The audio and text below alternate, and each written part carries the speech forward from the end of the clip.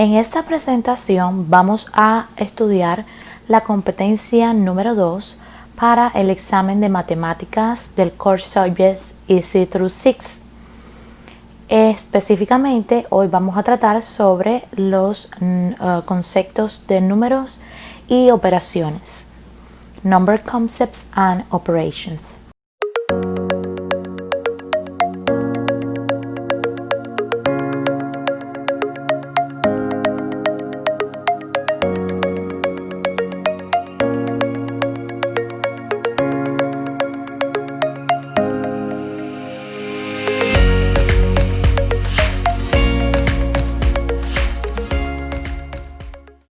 Los temas a tratar son whole numbers, cardinal numbers, integers, rational numbers, irrational numbers, real numbers, models to represent different types of numbers, prime and composite numbers, prime factorization, greatest common factor or divisor, estimating and rounding numbers, and PEMDAS.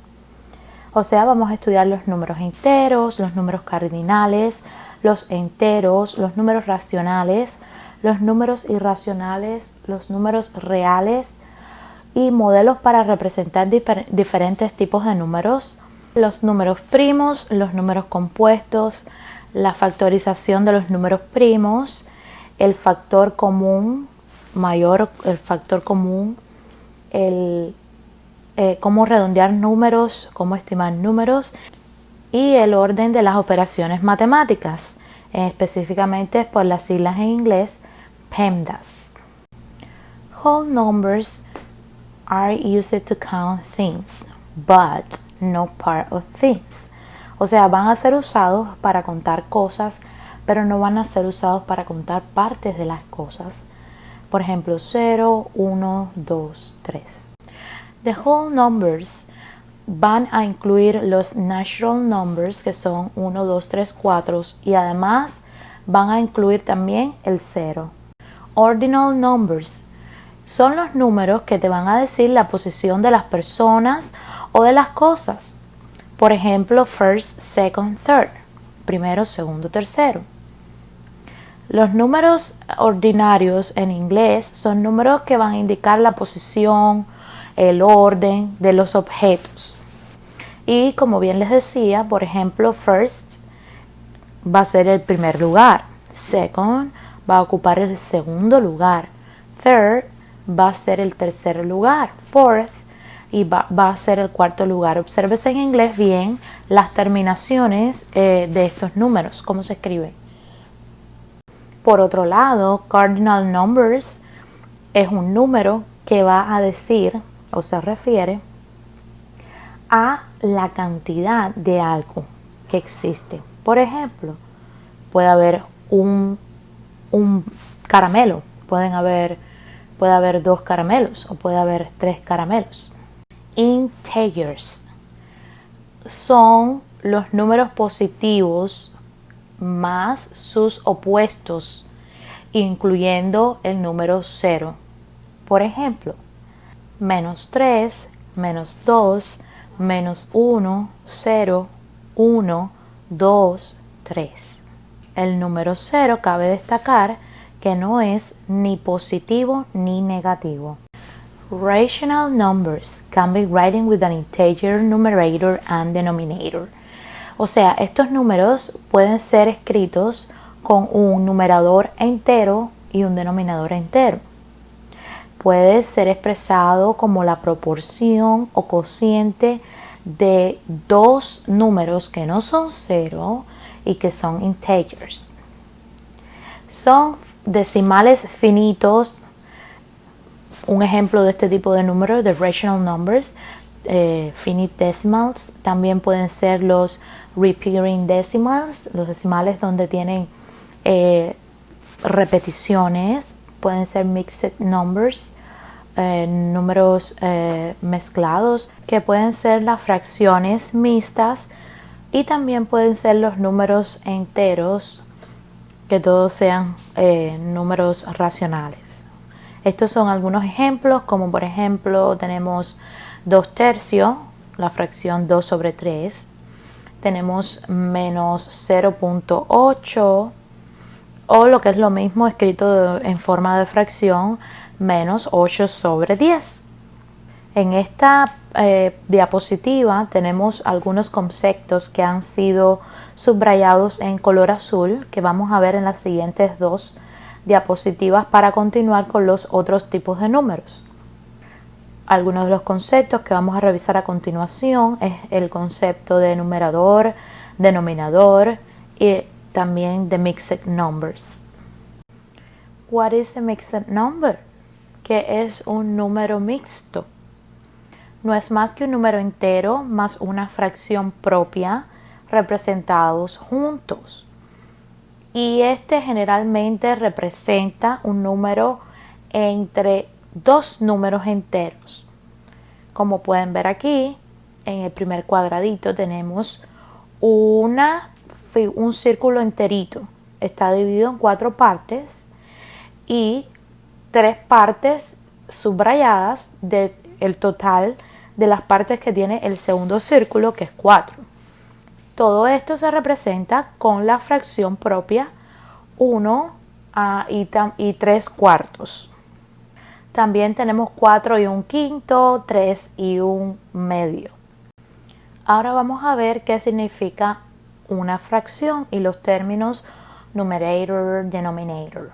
En una fracción tenemos un numerador y un denominador. Por ejemplo, en este caso tenemos una pizza entera dividida en 4, ¿verdad? Las partes de la pizza que quedan van a ser representadas por el numerador, que en este caso es el número 3. Y el total de las partes de esta pizza van a ser el denominador, el número 4. Entonces aquí podemos ver que el numerador son las partes de la fracción y se coloca en la parte de arriba de la fracción. Es el número at the top of the fraction. Y el denominador representa el todo, todas las partes de lo que se esté dividiendo. En este caso es una pizza, pero puede ser algo distinto, ¿verdad? Y va en la parte de abajo de la fracción, at the bottom part. En esta imagen ustedes pueden observar cómo los números racionales van a incluir los números enteros, the whole numbers, de integers. Y también van a ser números expresados en raíces cuadradas. En este caso, raíz cuadrada de 16 sobre 9, fracciones, pueden ser decimales que tienen repeticiones también. Ahora, los irrational numbers van a ser los números que no pueden ser representados con numeradores enteros, by integer numerators and denominators. O sea, no pueden ser representados con integers, numeradores y denominadores, ¿ok? No pueden ser representados con una proporción exacta de 2 números enteros. La forma decimal de este número nunca termina y nunca se repite. Ejemplos de estos tenemos la raíz cuadrada de 2 y el número pi. No son números finitos, no se repiten sus decimales, por tanto estos son números irracionales. Aquí tenemos otro ejemplo de números irracionales, la raíz de 8, la raíz de 1,6, la raíz de la fracción 2 sobre 5, el número decimal que ven acá, pi menos raíz cuadrada de 11, entre otros. Vamos a comparar ahora los números racionales con los números irracionales. En la columna izquierda tenemos los números racionales y en la derecha los números irracionales. Por ejemplo, los números racionales pueden ser expresados en una proporción donde ambos, numerador y denominador, es un número entero. Sin embargo, en los números irracionales no es posible expresar el número irracional en una proporción o en una fracción de 2 números enteros. Esta es la diferencia entre ellos. Ahora, otra diferencia en el segundo paso es que, por ejemplo, el número racional incluye cuadrados perfectos. Por ejemplo, como pueden ser la raíz cuadrada de 4, que es 2.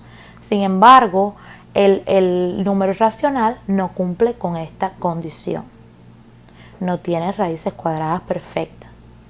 Otra diferencia que encontramos entre los números racionales e irracionales es que, por ejemplo, en el número racional, la expansión decimal para un número racional es finita y puede ser también recurrente, que se repita. Sin embargo, la expansión decimal del número irracional no es finita y no es recurrente, lo cual significa que no se va a repetir y que no va a tener un fin. Los números reales son los que incluyen tanto los racionales como los irracionales. Existen varios modelos para representar los diferentes tipos de números. Uno de los modelos es la number line. No es más una línea donde se representan los números, como este ejemplo.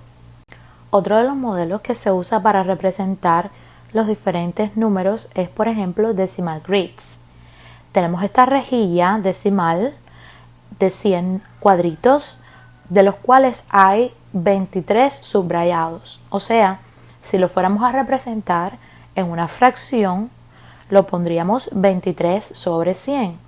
Si fuéramos a representarlo desde el punto de vista decimal, 0.23. Esta es otra forma de modelar o de representar los números. Tenemos otro modelo que son las fraction strips o tiras de fracciones, donde podemos representar, comparar las diferentes fracciones. Por ejemplo, la parte amarilla está dividida en 3. Entonces, en esta fracción, el total, que siempre va ubicado abajo en la fracción, sería 3. ¿Y cuántas de esas 3 partes están señaladas? Irían en el numerador. 2 sobre 3. 2 tercios. O sea, the yellow fraction strip represents the fractions 2/3. Vamos a ver la azul que le sigue. The blue fraction strips show you 3/4 or 9/12. Porque la otra fracción azul es la misma, está dividida y ocupa el mismo espacio, las dos listas azules. Sin embargo, la de abajo está dividida en 12 partes y la de arriba está dividida en 4 partes. O sea, son iguales, son equivalentes. Véase en la que está dividida en 4 partes, la línea azul. ¿Cuántas partes tenemos en total? 4. Por tanto, 4 lo ponemos en el denominador. ¿Y cuántas partes hay subrayadas de esas 4? 3. Entonces 3 va en el numerador. Por eso ponemos 3 sobre 4. Usted puede ver que 2 tercios, representados por el color amarillo, es menor que 9/12, que está representado en azul en la última de las tiras. Esto es una forma muy visual de comparar las fracciones y también una forma también simple de entenderlas. Prime numbers, números primos. Es un número natural mayor que 1 y que solo tiene como factores 1 y el mismo número. Es solamente divisible por el mismo y por 1. Por ejemplo, tenemos el número 7. 7 es igual a 1 por 7. Es el último modo de multiplicar para llegar a obtener como resultado 7. Los factores de 7 son 1 y 7, o sea, 1 y el mismo número, 7. Por tanto, 7 es mayor que 1 y es un número primo. En este recuadro amarillo usted puede ver los primeros 8 números primos. Entre ellos tenemos el 2, el 3, el 5, el 7, el 11, el 13, el 17 y el 19. ¿Por qué son primos? Bueno, pues porque como aprendimos, solo pueden tener dos factores, uno y el mismo número. O sea, que para obtener el número 2 tenemos que multiplicar 1 por 2. Para obtener el número 3 multiplicaríamos el mismo número, que es 3, por 1. Y así sucesivamente hacemos con todos los números primos. Composite numbers son números naturales que son mayores que ceros y son divisibles por como mínimo un número además de 1 y sí mismo. O sea, tiene que tener más de 2 factores. Por eso es que estos van a incluir los primos. Digamos, el 16 fuera primo si solamente fuera divisible por 1 y el mismo. Pero como tiene otros factores también que permiten obtener 16, pues es un composite number, número compuesto. Digamos que para obtener 16 tú puedes multiplicar 1 por 16, pero también puedes multiplicar 2 por 8 o también puedes multiplicar 4 por 4. So hay múltiples formas de obtener 16. Los factores de 16 son 1, 2, 4, 8 y el mismo 16. Por tanto, 16 es un composite number. Prime factorization. Cada composite number puede ser escrito como producto de números primos. Esto es llamado o se le llama a esto prime factorization, factorización de números primos. La factorización no es más que el proceso que continúa hasta que no pueda ser realizada más ninguna factorización. Es expresar el número también con exponentes.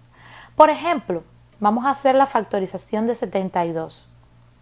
72 puede ser expresado por los números 8 multiplicado por 9. Pero ahí termino.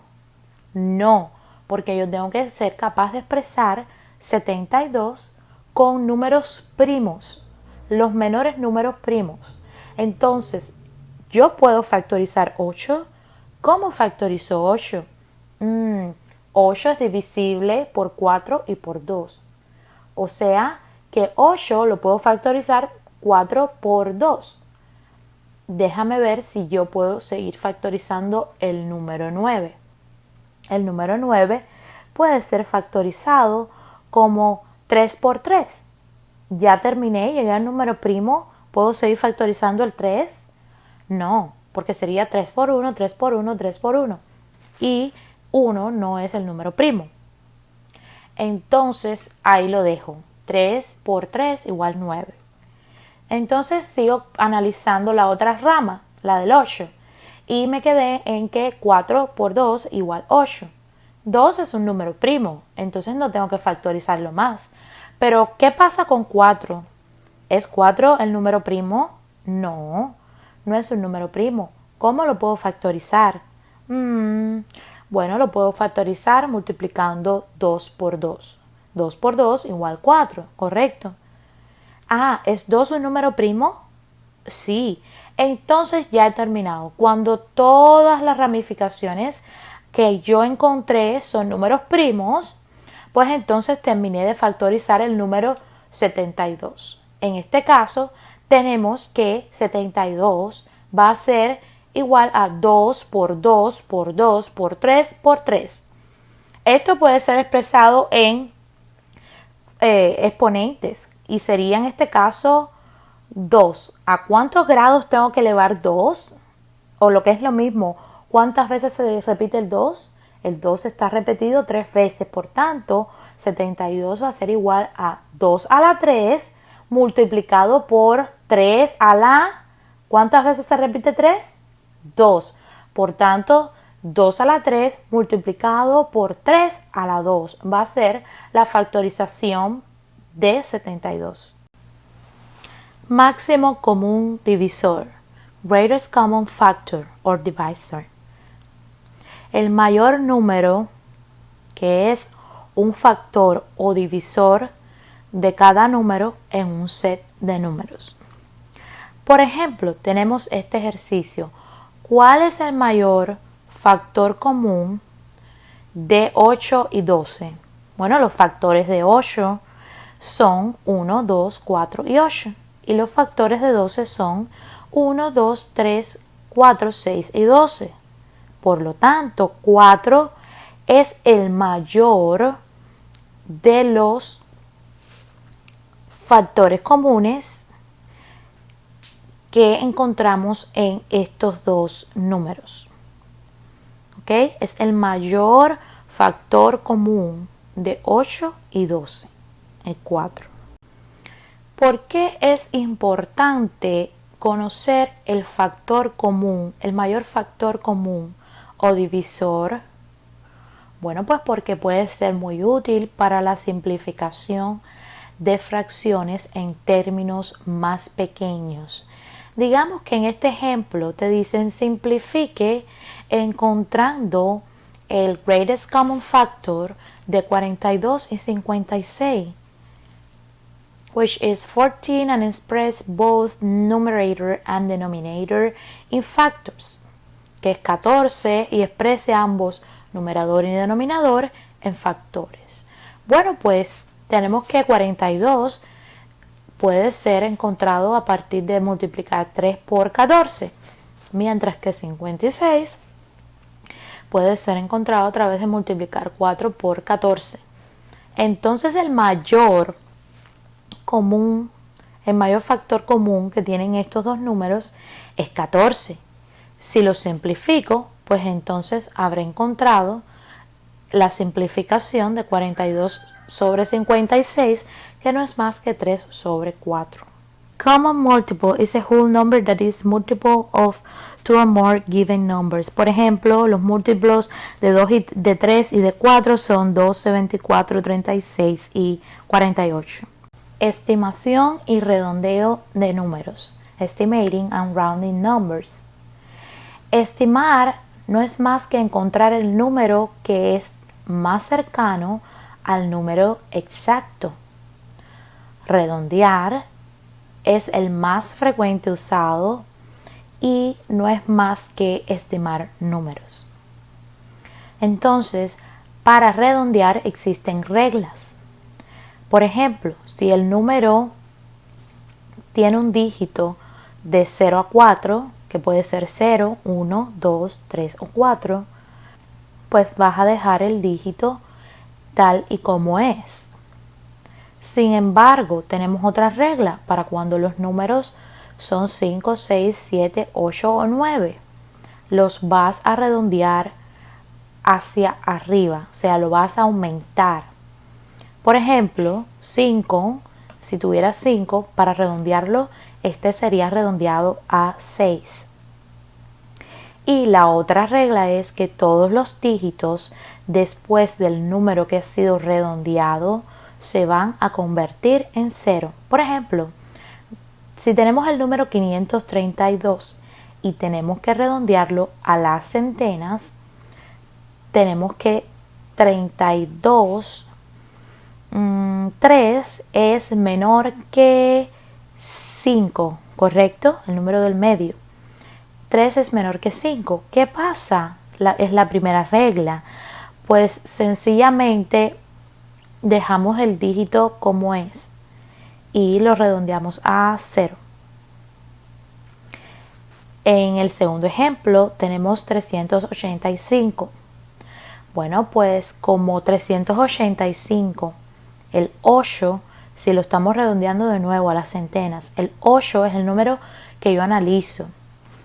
Es mayor que 5, que no es más que la segunda regla, pues entonces tenemos que añadirle 1 al número de la centena.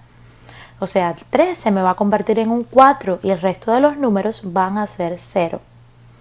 El último ejemplo, vamos a redondear a las decenas. En este caso 57. Quiero saber el 7 va a ser mayor que 5. Por tanto, tengo que agregarle 1 al dígito de al lado, al 5. En 5 más 1 sería 6.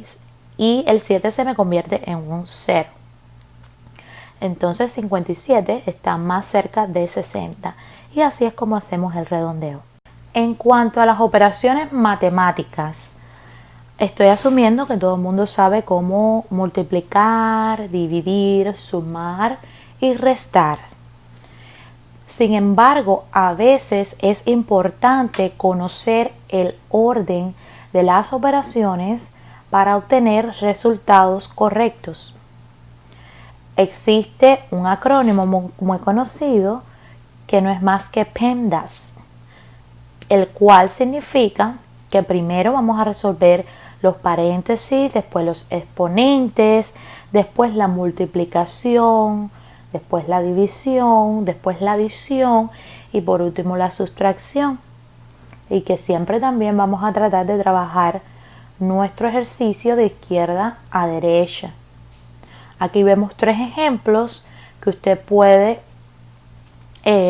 revisar, pausar el video y analizar brevemente. Por ejemplo, 3 más 7 por 6 entre 3. En este caso, primero resolvieron la multiplicación, pues no había ningún paréntesis ni había ningún exponente. Entonces, lo que viene primero es lo que tengo de izquierda a derecha, la multiplicación, en este caso, 7 por 6, 42. Ese fue el primer paso. En el siguiente paso, ellos van a resolver la división, que es 42 entre 3, que es 14. Y por último, van a resolver la suma o adición, y les dio 17. En el segundo ejemplo tenemos que hay unos paréntesis. ¿Y qué es lo primero que se resuelven? Pues los paréntesis. Entonces 6 por 4 es lo primero que ellos resuelven en el segundo ejemplo, que no es más que 24. Y escribo el resto de la ecuación tal y como está. En el siguiente paso, de izquierda a derecha, que tengo primero una división.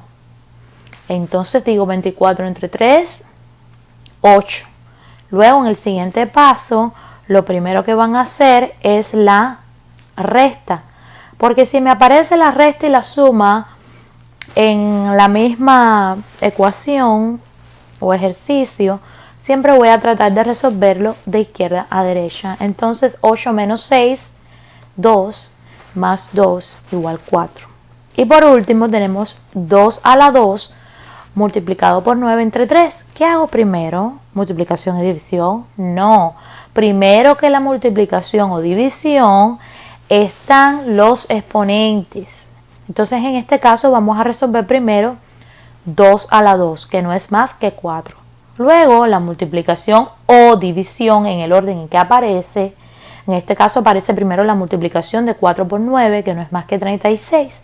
Y luego lo último que me queda es la división de 36 entre 3, que es 12. Entonces, si te quieres aprender este orden, un recurso mnemotécnico que es muy bien usado es Please excuse my dear Aunt Sally.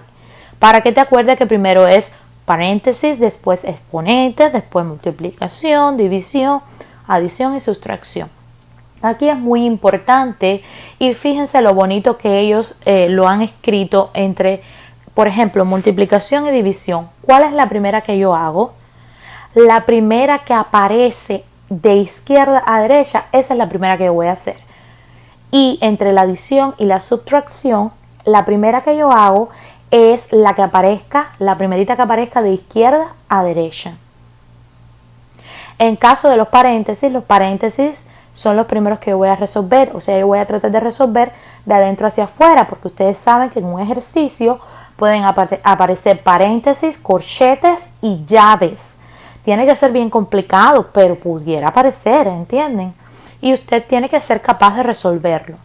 Entonces, si tengo un ejercicio, paréntesis, corchete y llave, el paréntesis es el primerito que va a resolver, que es el que está más adentro. Si no resuelve el paréntesis primero, no va a poder resolver lo demás o lo va a resolver incorrectamente. Luego hace el corchete y por último la llave. Y eso sería todo en relación al orden de las operaciones matemáticas. Aquí les muestro algunas de las referencias empleadas para realizar esta presentación. Dentro de ellas se ha usado el libro de Rea Book. Usted puede hacer clic en estos links en las descripciones de este video. Para esta semana les sugiero entonces hacer un resumen de la competencia número 2 de matemáticas por el libro de Rea y también hago un resumen con el libro de Pass the Texas.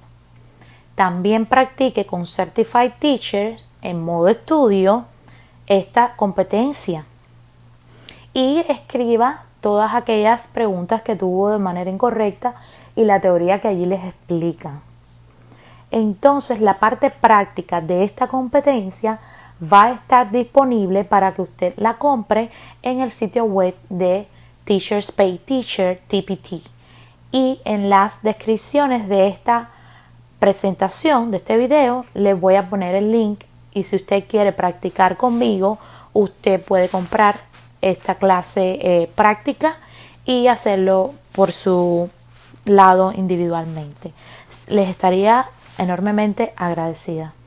Si no ha visto la competencia número 1, por favor vaya a mi canal de YouTube y encuentre este video que les estoy mostrando chiquitito aquí en pantalla y vea el curso desde la competencia número 1.